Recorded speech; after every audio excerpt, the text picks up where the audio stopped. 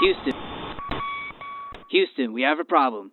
DJ Apollo has landed. I repeat, DJ Apollo has landed at Hitmix 88.9 WEIU.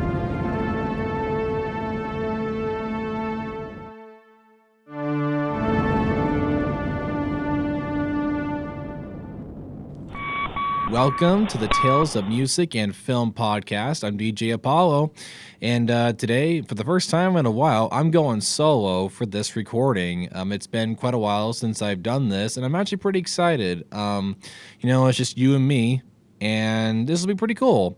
This is episode 37, and we're already getting close to 40 episodes. That's pretty mind-blowing to me, but hey, the journey is going very well. Could not be more happy. I got a good film topic in for today. We are going to be covering Top Gun Maverick. Now, the original plan was for this recording was that I was going to invite my buddies Aiden and Preston on. We were going to have a debate about the sequel Star Wars trilogy, which was episodes 7, 8, and 9. But we are all in TV genres class, and we were just given some assignments, and they decided to go work on those, and we had to postpone that episode. So we decided that we'll try and do it next week on Tuesday. So I had to look through my backup topic list, if you will, and I decided, hey, let's do a quick, good, fun movie to cover. And I decided on Top Gun Maverick. This is the movie I've been really wanting to talk about now for a while. I actually planned on talking about this movie a while ago, but Preston has not seen Top Gun Maverick. I don't think Aiden has either, which blows my mind. I mean, I had the most amazing honor of getting to see this movie at my hometown theater over this summer, and I think it holds the record for me. It was like one of the coolest theater experiences that I've had in quite a while. I've never seen a movie like this. It's just like, This film was a magical sequel, and I never thought in a million years I'd ever see a movie like this again. And so much heart, love just went into this movie, and it's just like, just let me set things up for you a little bit here. Like, the original Top Gun came out in 1986, and it was just one of those, usual 80s films. It wasn't even like, I kind of feel like for the 80s it might have been I think it might have been a B movie area kind of film. It was just a fun little action movie. I mean, I don't think at the time anybody thought it was something very special, but it grossed $357 million at the box office. It was released on May 16th, 1986, and the director was Tony Scott. And the movie did go on to win the People's Choice Award for favorite movie.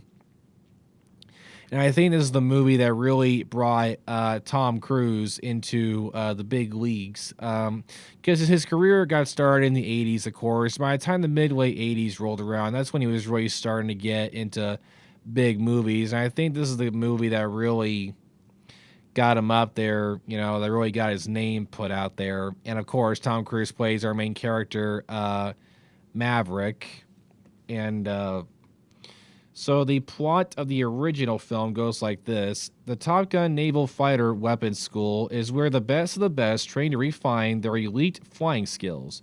When hotshot fighter pilot Maverick, played by Tom Cruise, is sent to school, his reckless attitude and cocky demeanor put him at odds with the other pilots, especially the cool and collected Iceman, played by Val Kilmer.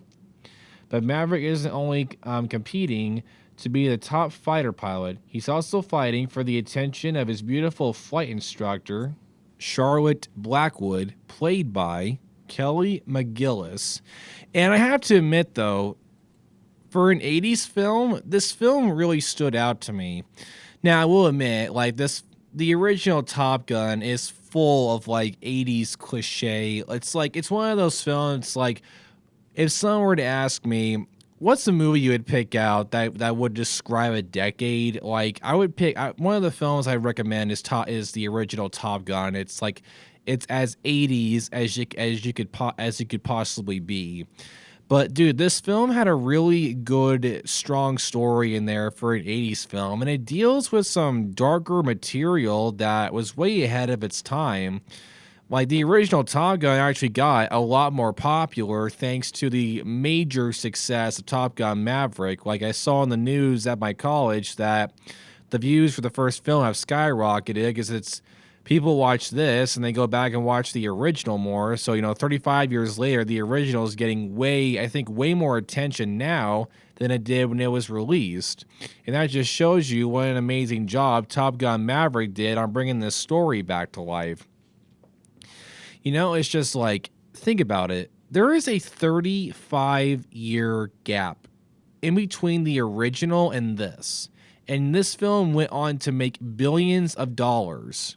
And I think the main reason for this is just the amount of love and respect the creators had for the original movie. And I'll get into that more in a minute.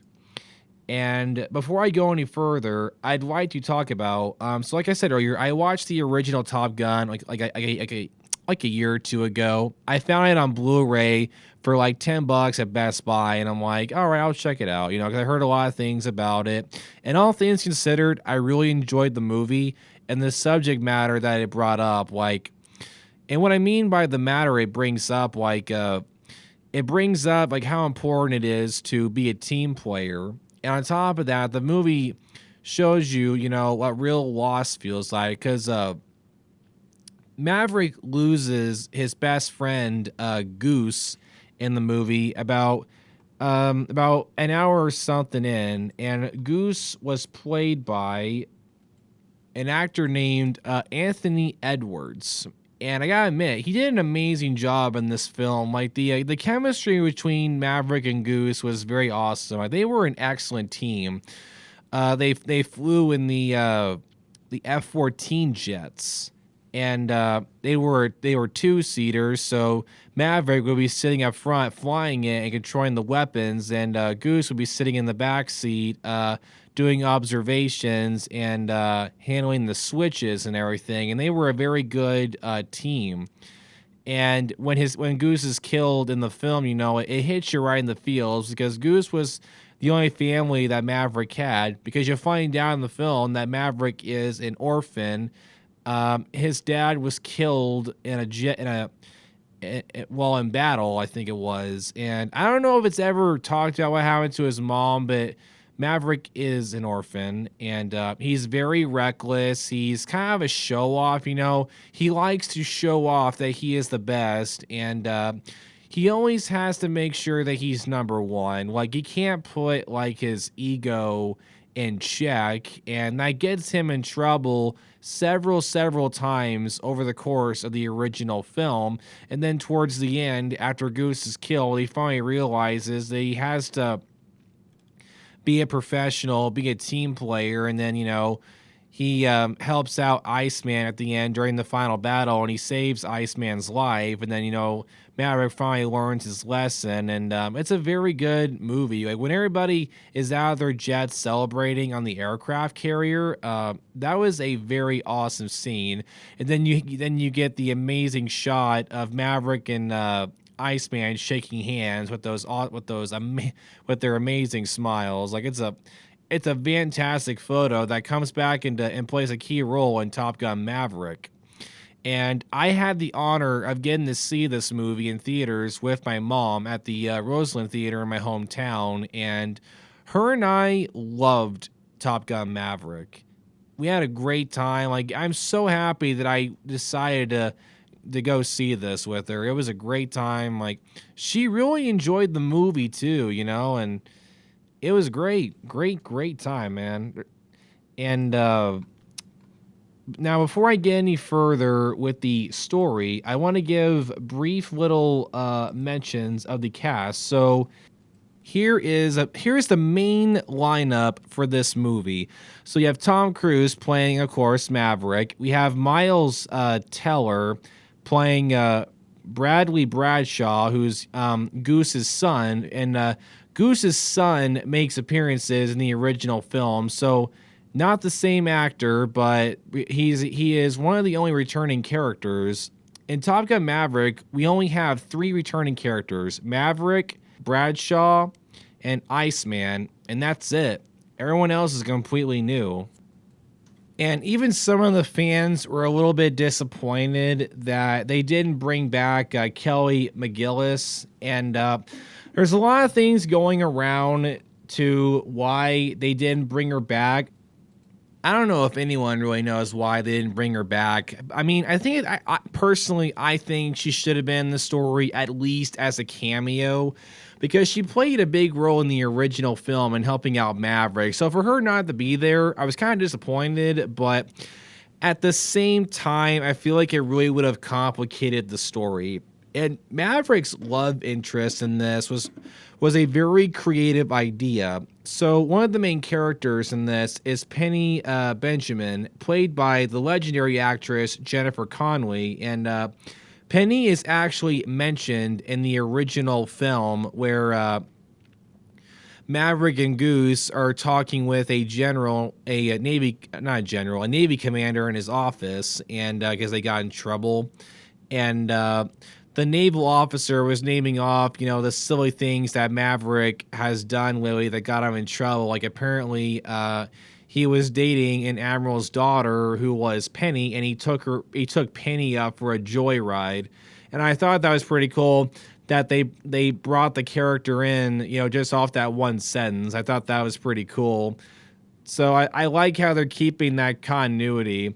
And the movie does this thing where it's like, it doesn't explain who she is. Like, you have to connect the dots yourself. So it's like, if you are a fan of the original film, you'll know who she is. So, and I thought that was pretty cool. It didn't like spoon feed you information on who's who. Like, the movie is relying on the fact that you have seen the original. And I love that a lot. I really do.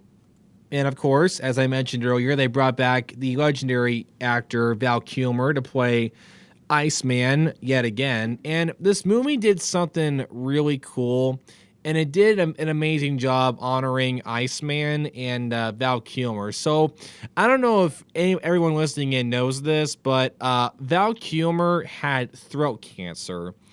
And due to his throat cancer, he has lost his voice, I think, permanently.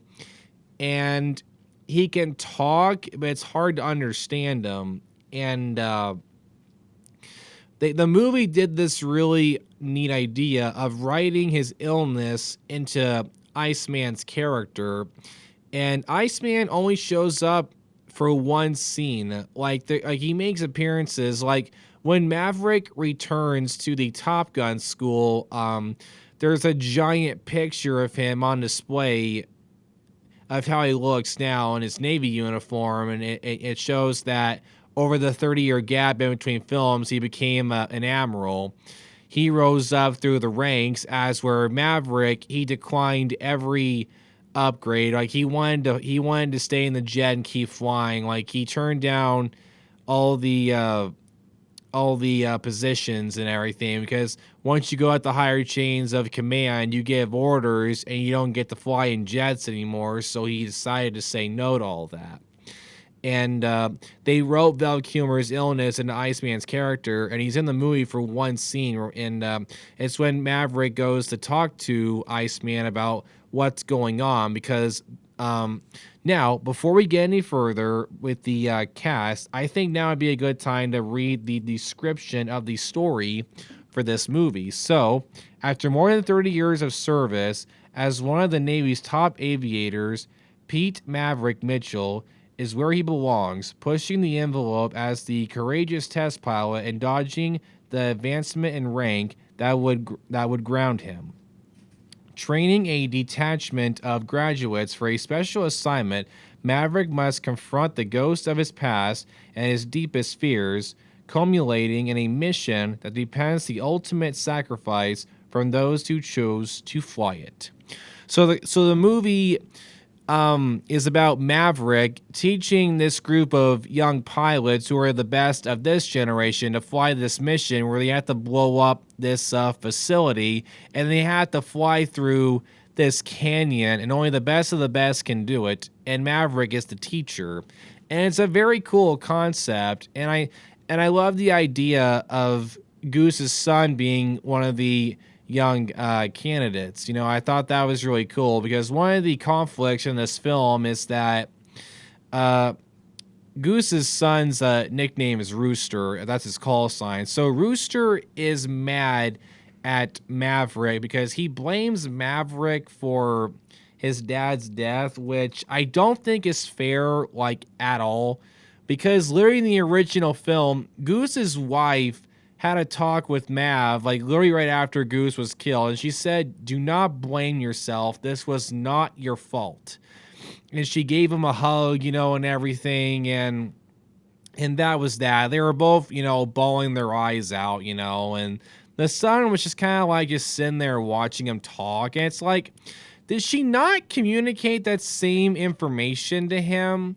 That was the one thing I didn't understand about this film. It's like, why is Rooster so mad at Maverick? It's like, why are you blaming him for your dad's death? Like, that doesn't seem very fair. It's like, it's been 30 years. Did your mom not tell you, like, what happened? Like, Goose is killed because what happens is they were doing a routine test flight mission, and the jet that they were flying in, both the engines turned off, and Mav couldn't get them back on again. Something went wrong with the jet, so they had to eject from it.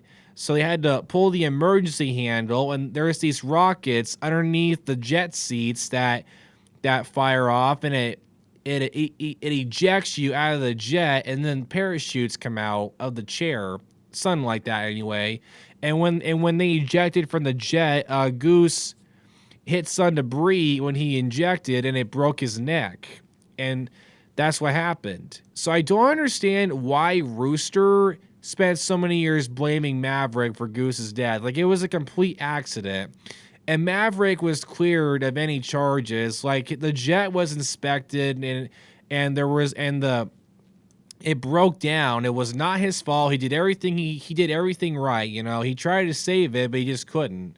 So it wasn't his fault that Goose was killed. It was just a complete accident.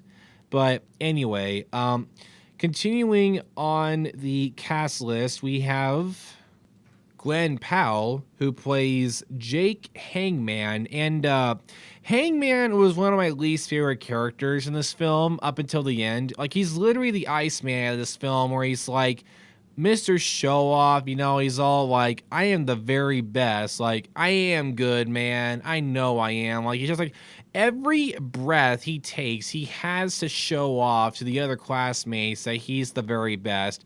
He's very arrogant and doesn't care about the other crew members. He only cares about his image, you know, and it's very annoying. Like, throughout the entire film, I wanted to sock this man in the face. You know, it's just like, dude, can you take, you know, some responsibility and look out for your fellow flight, you know, your fellow fighter pilots? Like, why you gotta be like this? You know, the guy is so annoying. Like, the effort that he goes into to show off to the other flight and to the other students is so ridiculous. Like, literally around like the 40-minute mark, all the flight aviators are having this get together at the town bar that Penny runs, and, you know, like, Hangman plays the song Slow Ride on the radio right as Rooster walks in, you know, to mock Rooster because he gets nervous sometimes about pushing the jet to its full speed. I'm just like, dude, you're going to go to that much effort to pick on Rooster? It's like, do you have anything else better to do? It's like, just like, I cannot believe this man goes into that much effort to make fun of Rooster. It's just like, oh, I cannot believe this. But he does redeem himself at the end. So at the end of the film, where Maverick and Rooster are flying a F-14 that they stole. So I'm going to give a little backstory so you understand what's going on. So Maverick ends up becoming flight leader for the mission, and he picks some of the pilots that he trained to fly the mission, and he picks Rooster as his wingman. And him and Rooster, both their jets get shot down. They survive. They have to sneak into the base that they blew up and fly the the facility that they bombed saved a couple of F-14 jet models that Maverick flew back in that the same type jet that Matt flew back in the 80s. So him and Rooster steal one of them from the base. They fly away, and then they get chased by next-gen fighter jets, and Maverick is able to shoot down around 2 or 3 of them, and then the jet runs out of ammo, and they're trying to dodge this last jet, and then Hangman shows up and blows it up and saves them, and he finally lets go of his ego and does the right thing. So he does redeem himself at the end, but oh my gosh, man, the other 2 hours, I'm just like, dude, can you please just shut your mouth? Just, oh man, I could not stand the character overall. Up next, we have John Hamm, who plays the character Cyclone, who is the officer who recruits Maverick to teach the class. And if you don't recognize this actor, he plays the main lead in the famous AMC show Mad Men. So this is one of my first times seeing him in a big budget film, because before this, I've only saw him in scenes in the Mad Men show, which I will have to watch someday. I've heard a lot of good things about it. Just to name out a few more people, we have Monica Barbaro, who plays the character Phoenix, who is one of the young fighter pilots, and she's one of the pilots who gets picked to fly the mission at the end of the film. And I really loved Phoenix. I thought she was an amazing character, and I loved the friendship between her and Rooster. It's like the minute Rooster shows up at the bar and the two of them start talking, you can sense right away that these two characters have a lot of history, and Phoenix was just a very nice addition to the team, and I thought they did an amazing job writing her. Like, she was a female, lead character done right. Like, I stood by her every step of the way with her decisions, and she was just a positive, very, very good character. I think she was one of my favorite female characters of the films that we got last year. She was a very nice addition, and Monica did an amazing job playing her. Like, I don't know the actress. I've only seen her in this film, but she did an amazing job playing Phoenix. Hats off to her. Amazing performance. And let's see here. One last character. We got Lewis Pullman, who plays a very funny character named Bob. And there's kind of a running joke how, Bob's call sign is Bob. And he gets picked on a lot over the film, but funny enough, he ends up being picked to be Phoenix's wingman, and Bob ends up being one of the best pilots out of the group. And he literally helps kind of save Phoenix's life during a test flight where they were doing a routine run.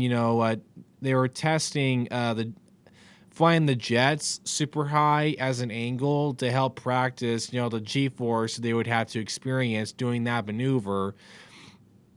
And after they finished up, they were on their way back to base, and there was a bird strike. Birds flew into Phoenix's jet, and it knocked out both her engines, and her and Bob had to eject from the jet, and they both survived. Man, that was a very intense scene, and stuff like that happens in real life a lot.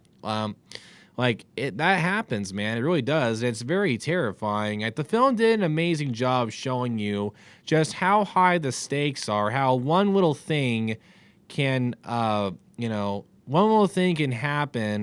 that it just happens completely out of nowhere that you cannot plan for at all. So those are about the full lead cast.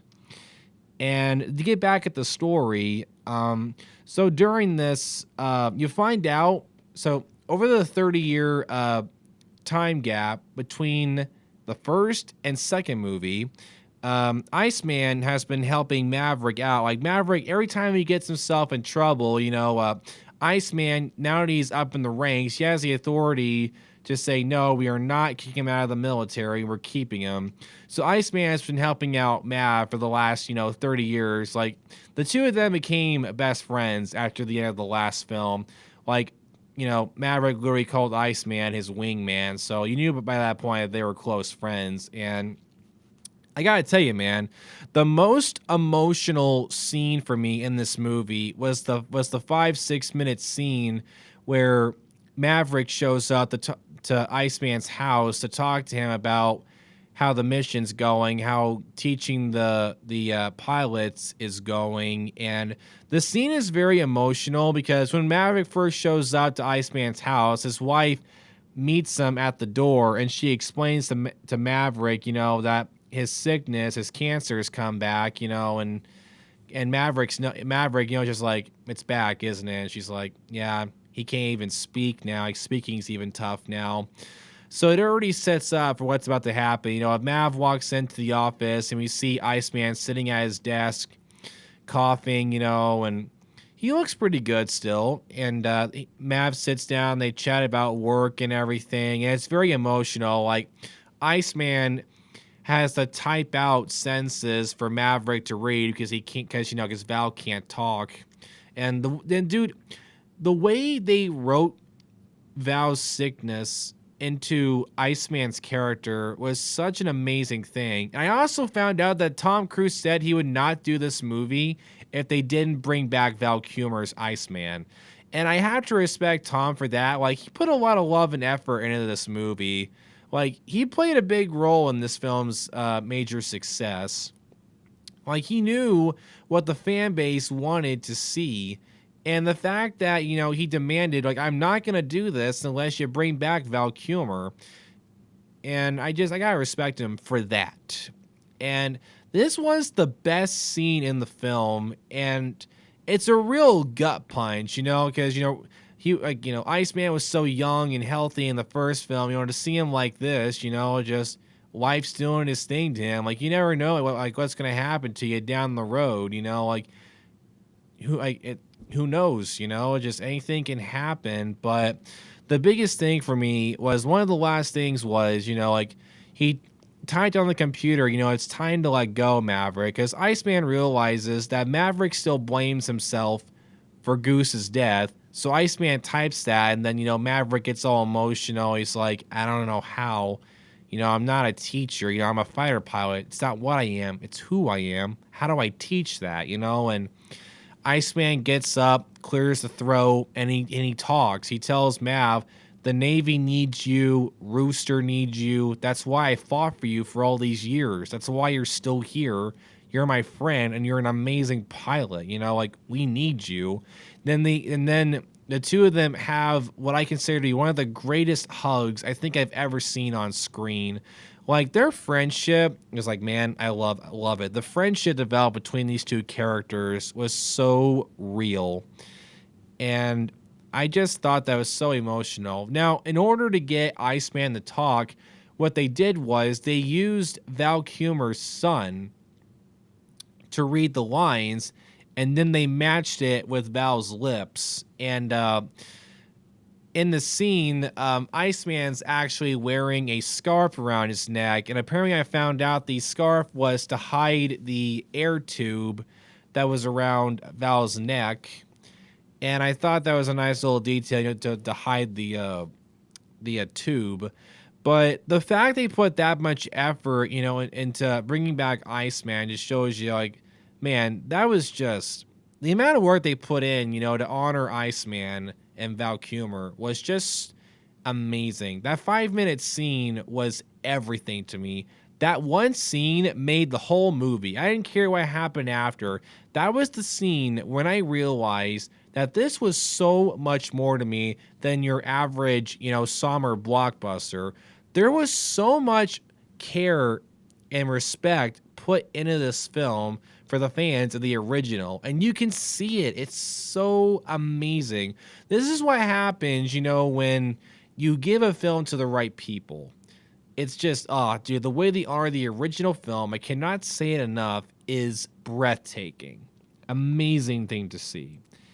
And for the next topic here, so the impact of this film, it's like, what else can I say? Like, the movie had a budget of $170 million. This movie, okay, let this sink in. This movie went on to make $1.488 billion. I was seeing reports on news channels that this is like one of the highest grossing films of all time. And it's like, dude, this film was a major breakthrough. Like, holy cow, man. And to think there's a 35-year gap between films, it's like, how is that possible? Like, and they did so many amazing practical stuff. Like, just to give you an idea, all the actors flew the jets. Like, Tom had all the actors go through, flight training, survival training. Like, all the actors literally could have joined the Air Force if they wanted to, I think. Like, they all flew the jets. Like, there were no, like, stunt doubles, really. They all flew the jets. And what they did was they had these tiny little cameras inside the cockpit. So when you see the actors up in the air in the jets, they're actually flying the jets. That's not like a green screen effect. That's the real thing. And just like, wow, just dude, the amount of work the actors went through to make it as authentic as possible. They used real call signs. The way they talk to each other is how I think some aviator pilots talk to each other. Like, they tried to make this as real as possible. And I was watching some real life pilots react to scenes from this film. They did say they got some things wrong, but at the same time, they got a lot of things right too. So, I mean, hey, it shows you that they put a lot of effort into this. And just the fact that the actors were really flying the jets just blew my mind. I also thought it was pretty funny that this film features a lot of scenes of Tom Cruise riding a motorcycle. So a little bit of backstory. There's this running joke that like almost every Tom Cruise film has him riding a motorcycle. And it's like, it's so true. It's like, go back and watch all of his films. Like, there are so many of them where there's just a scene of him riding a motorcycle. It's hilarious. Like, if you watch the famous movie review channel as Cinema Sins, anytime they review a film with Tom Cruise, they have the Tom Cruise riding a motorcycle cliche. Like, it's literally a cliche at this point, but it's hilarious. And I had to admit, even though they didn't bring back Kelly McGillis, Jennifer Connelly's character Penny, the romance between Penny and Maverick, it was so real to me. Like, I don't know, just like the chemistry between them, I thought was way kind of better. I don't know, man.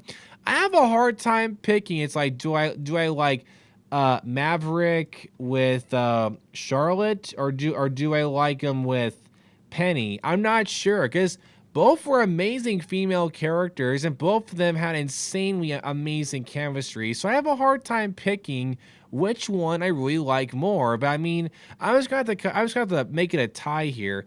Both love interests were amazing, both good, but I think Penny might have been a little bit better. Like, she brought out so much good in Mav. She really did.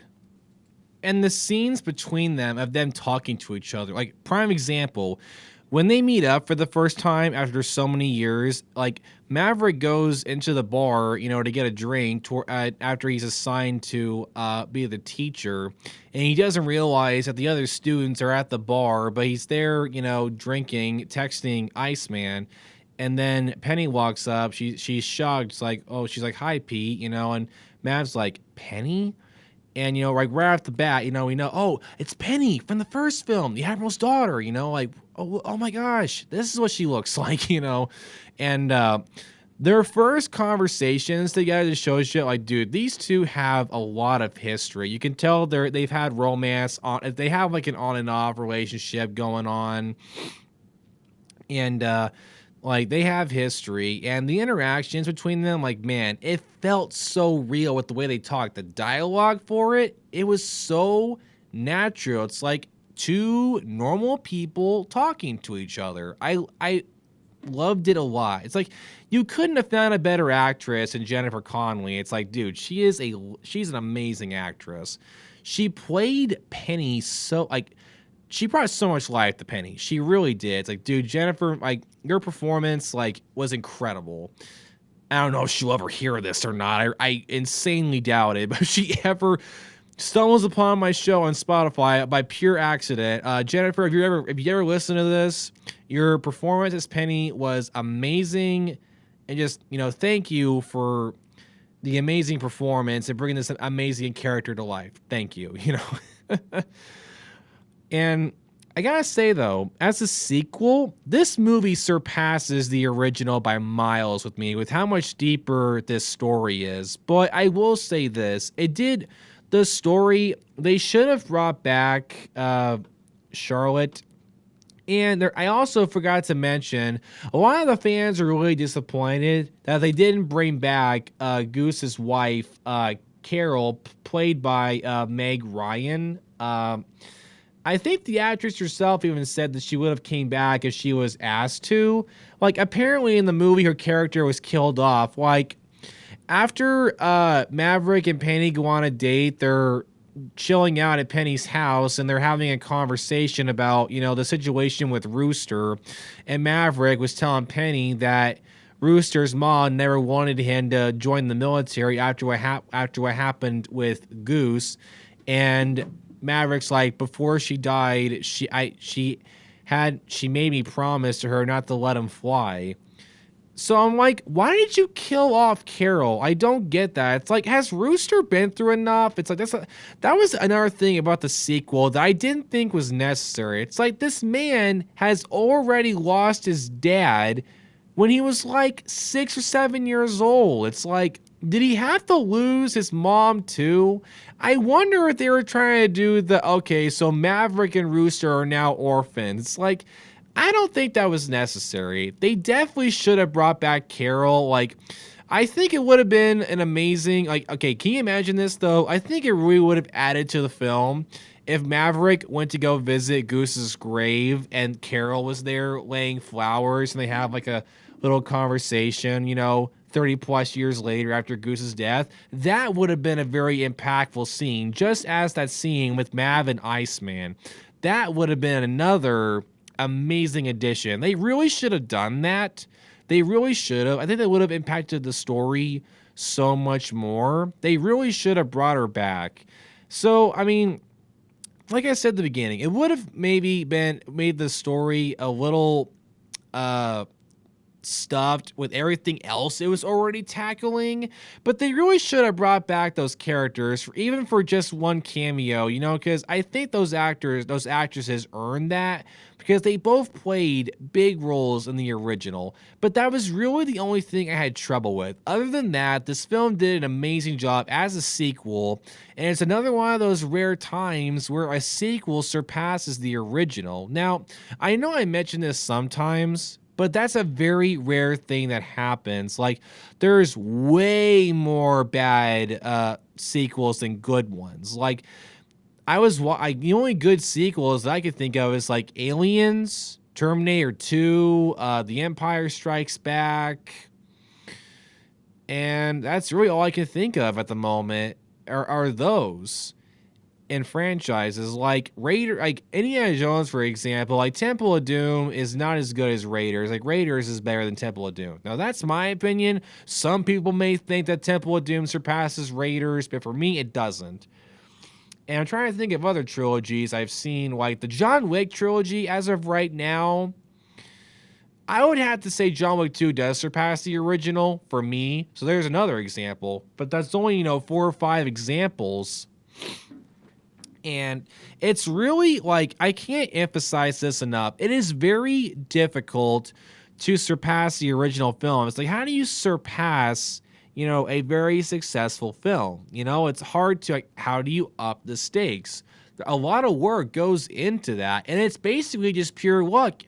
The filmmakers, the actors, the crew, everybody involved, like, no one is really going to know whether the film is going to do good or bad. It's just blind luck. They just have to wait and see. And this film worked.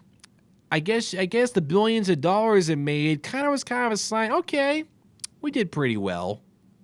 I think that was a good kind of evidence, but oh yeah, I forgot to mention earlier, the movie was directed by Joseph Kosinski, who did other films like Oblivion, Spiderhead, Tron Legacy, and Only the Brave. And I think he did an amazing job with this film. And like his direction, where it took the story, was very, very breathtaking to see. And I just loved how practical everything was. And the other thing too, I'd love to give a brief mention about was the visual effects.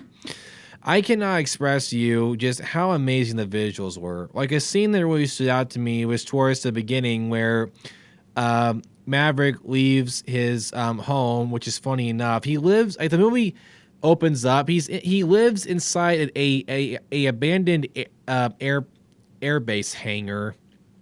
Like he has an RV parked inside of it with like all of his motorcycles and planes and stuff that he's bought over the years.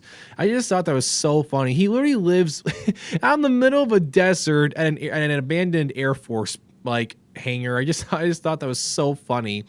And he gets all dressed up. He wears the classic Maverick flight jacket, puts on the aviator glasses, gets on the original motorcycle that he rode in the original, and drives to another base because he's helping a program test fly this astronomical jet that can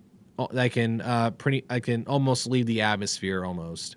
And when he's flying this jet, he's trying to get it to Mach 10 speed, and that's like twice the speed of sound or something like that. And dude, the visual effects for that scene alone, I cannot put into words. You would just have to see it for yourself. Take my word for it. It really stands out. It is beautiful. Everything about that sequence, the music, the tone, like when Maverick's flying the jet, he looks out, he sees the sun rising. He's like, "Talk to me, Goose." It's like, dude, I've watched people react to this movie for the first time on YouTube. I've watched dozens of people react to this movie, and they all have the same reactions as me on some parts.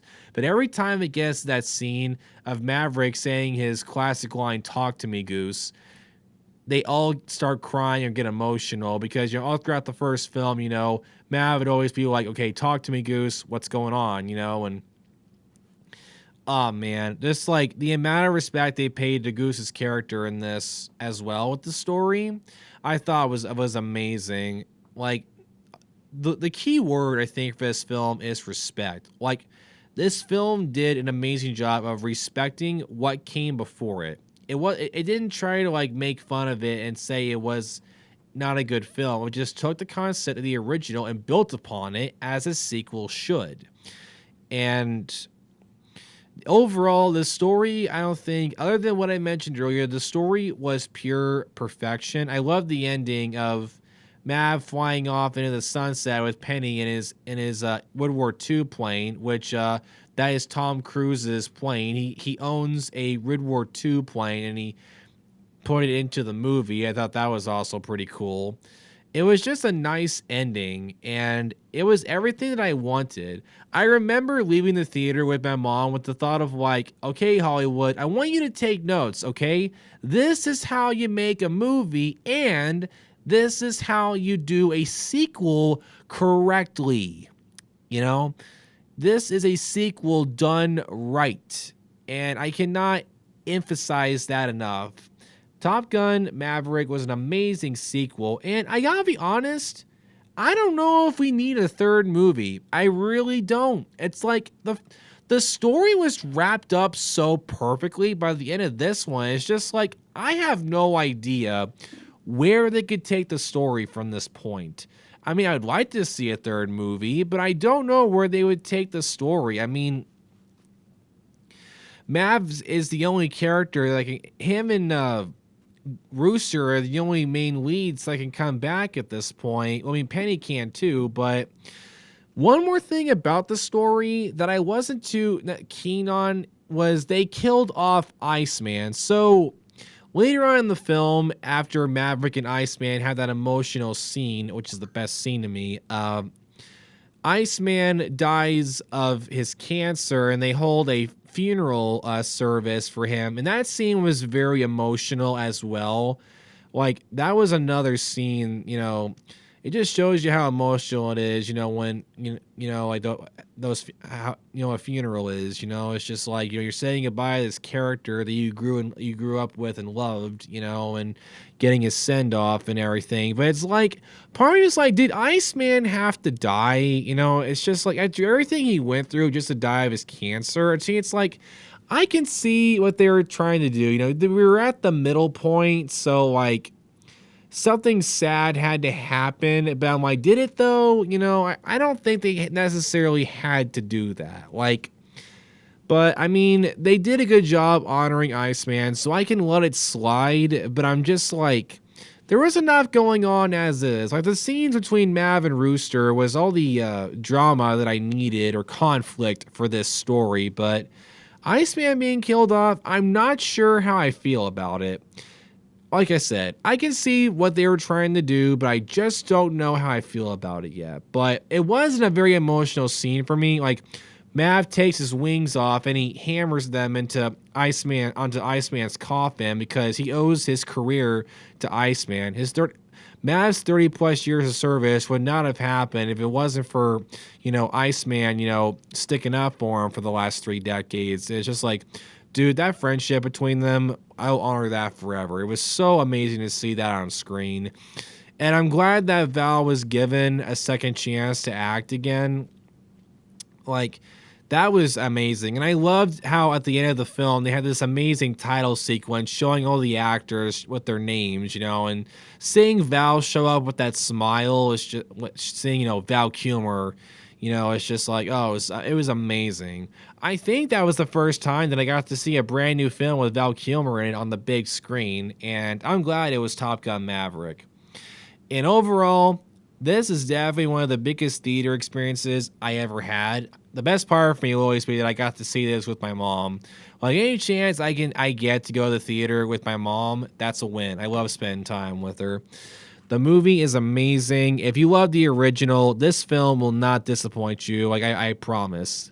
It's an amazing sequel, and it honors the predecessor, and it just adds upon the story, making it so much better, and it's such a breathtaking theater experience. And I cannot wait, for future generations to experience this film and witness the amazingness that me and millions of others got to see. So, yeah, that is my review of Top Gun Maverick. I hope that you enjoyed this recording. I had so much fun getting a chance, just to do a solo one again. It's been a little bit since I've done one solo, and I had fun, just like I always do. I hope you enjoyed this. I can't wait to do the next one. And until next time, this is DJ Apollo. You are listening to the Tales of Music and Film.